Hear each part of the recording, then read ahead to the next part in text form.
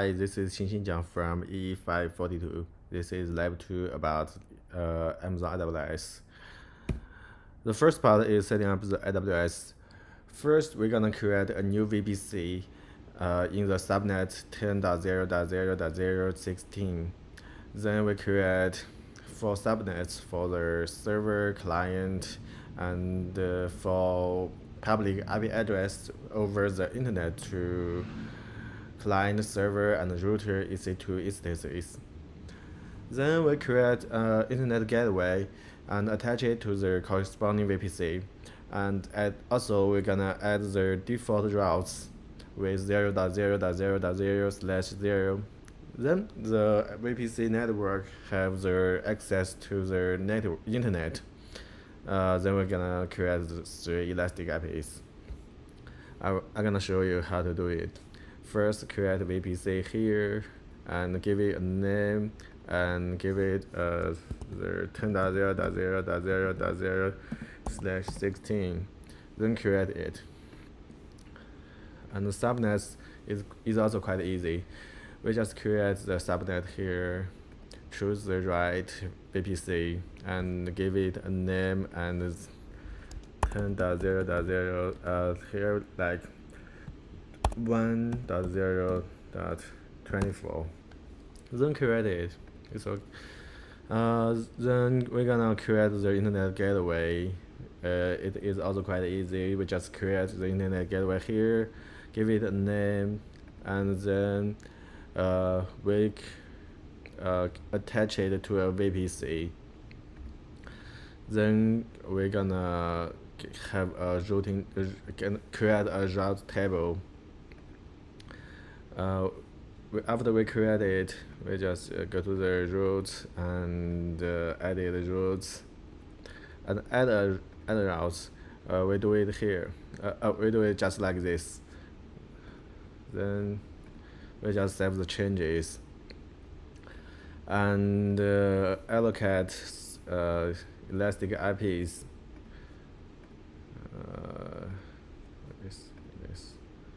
I don't want to be charged. First, create the allocate elastic IP address, and then just allocate it. Then we have a question here.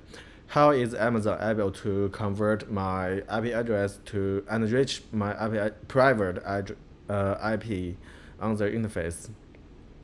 The answer is that Amazon used NOT to perform the translation between the public IP and the private IP of the instance.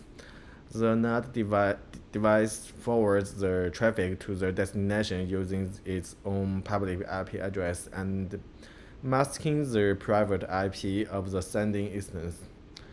This is AWS. AWS automatically routes the traffic sent to the elastic IP to the appropriate instance's private IP address. Then it's going to the 6th step. We're gonna launch the instances. We have to launch one VYOS and two Ubuntu as the router, client, and server.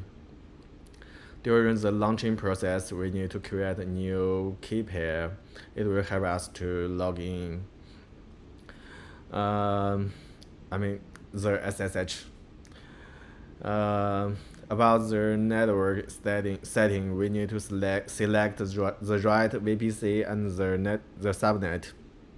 Then we have to create a security group if there isn't an existing one.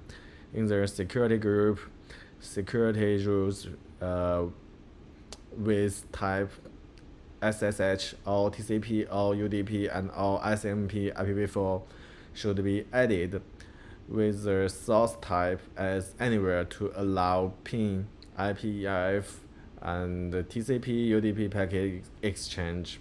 Moreover, a new network interface should be added as each instance should have ETH0, ETH1. After configuring the storage, the instance can be launched. I'm gonna show you here.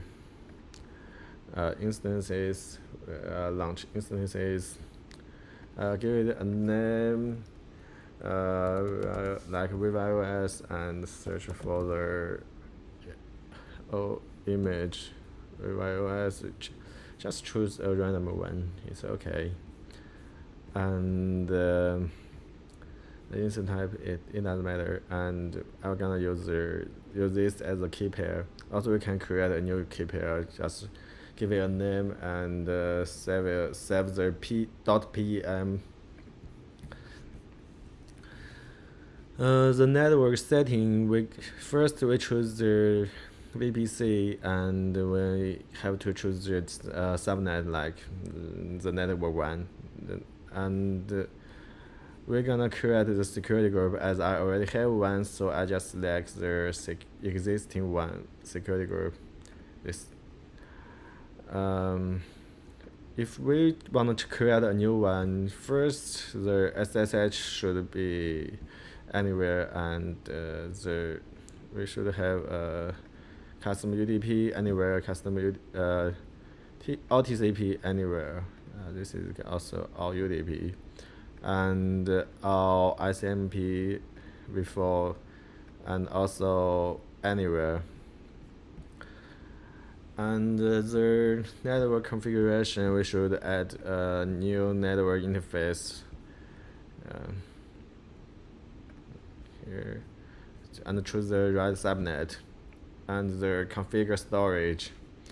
After here everything is done, we just launch the instance. Then we're gonna do it 3 times. We have the 3 instances. In the step 7, we should associate the elastic IP address to the instance's interface ETH0. Like we allocate one, and here, we just choose the associate, and the network interface choose the right one and this one, and allow this elastic IP address to be reassociated, and just click associate.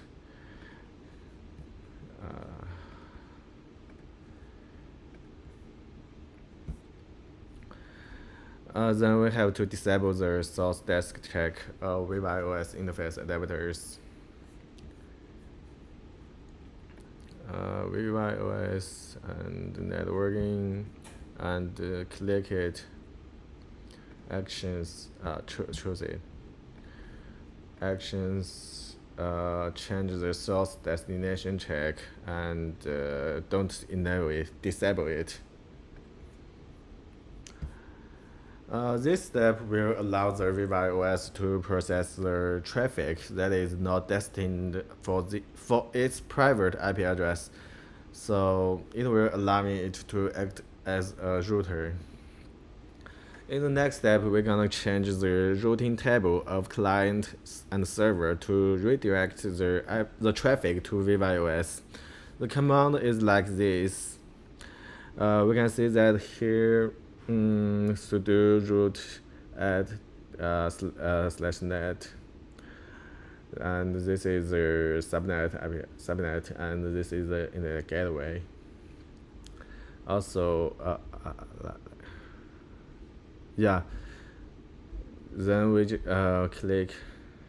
Then we ping from the client, and we use the command, this command on the VivaOS and the server to, this is how we use TCP dump to verify it. We can see the results here and here. The traffic the traffic is from the client and goes through the router to the server. We have 4 questions here. First, can you answer why SSH goes down if IP is changed on that interface? Yeah, the SSH uses TCP. If IP changes, the connection will be interrupted.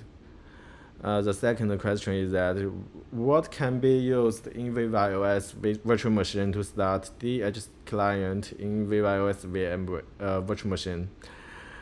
The answer is that we can use this command to do that. So the next step is to install IPEF3 on client server virtual machine. We would observe that virtual machines are not able to contact internet. Why is this? Explain and how can you correct it? The client and server don't have the correct DNS server, so we just reboot it. It will correct it. And the last question, you would also have to do this command. What does this command do? This command it will ensure the system has up-to-date information about the available packages. Then we're going to the part 2, the measurement with IPEF. First, we will use these two commands. This one is on the server side. This one is on the client side. We can see this is for the IPEF3 is for the UDP. For the TCP, we just use the IPEF node 3. You can see the results here. This is the UDP stuff. This is the TCP stuff. The speed is here. We can it's 1.02 gigabits per second, and the TCP is 1.19. Oh no, the bandwidth is 1.03 gigabits per second. Why if there is any difference in measurement between those two readings over the same link? The answer is that UDP does not have the same level of built-in error checking and congestion control as TCP. Therefore, UDP may achieve higher bandwidth measurements, so it doesn't deal with the overhead of managing retransmissions and acknowledgements. So UDP doesn't retransmit the lost packages. So if there is a package loss on the network, UDP measurements may show lower throughput because lost packages are not recovered. TCP, on the other hand, will attempt to recover the lost packages, potentially leading to a higher measured throughput. Then we use the second command here. It will add a delay. The result is like this. We can see that after executing this command, the UDP bandwidth becomes to 655 millibits per second with 93% lost, and TCP becomes 48.9 millibits per second. UDP bandwidth is not impacted, while TCP is impacted a lot. This is because TCP requires the receiving of acknowledgement. If the latency is high, TCP will wait for the acknowledgement for a long time. Then we use this command here. It will add some loss. We can see the results here and here. The UDP is not impacted while the TCP is impacted a lot, because TCP will resend the lost packages. Then we will set the MTU with 100. We can see the results here. Changing the MTU to a smaller number will affect the performance. And we execute the two commands. Then we can see the performance drops significantly because the traffic is limited. We cannot execute these commands because the AWS has a hardware limitation to preventing the users from changing the speed of their adapters. This is for security issues. Now, in the last step, we delete all the above set configurations on the interface on client server virtual machine and do the same steps on VYOS virtual machine on interface not mapped to the Elastic IP. Yes, there's some observation here. We can see under the first condition, the performance of UDP and TCP with limitation are greater. The performance of UDP. Yep. And under the second condition, the performance of VYOS with limitation are better. And under the third condition, the performance of VYOS with limitation are better. Yeah, it's okay. It's done. Thank you for your time.